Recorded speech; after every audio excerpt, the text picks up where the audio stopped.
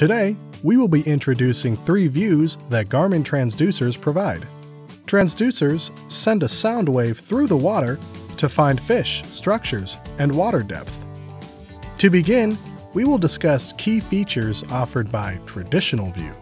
In Traditional View, fish and depth are easily recognizable on the Chartplotter screen.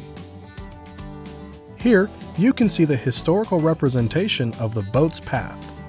Traditional View offers different levels of detail through different frequencies. This is done using CHIRP technology. Here is the difference with and without CHIRP.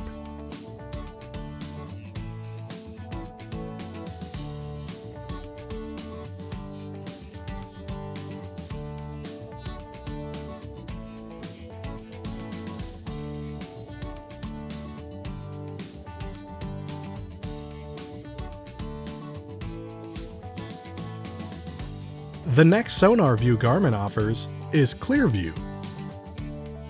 Clear View is commonly used to view underwater structures. To provide the best clarity, CHIRP is automatically enabled while using Clear View. Here is a side-by-side comparison of Traditional and Clear View. Fish are easily identifiable on the traditional side, whereas structures are well defined on the side using Clear View. The final sonar view that Garmin offers is Side View.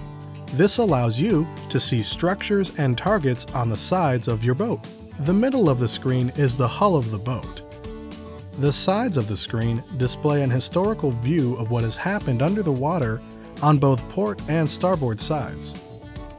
The distance you're able to see off to the side is dependent upon the depth of water. Once again, Side View always has CHIRP enabled.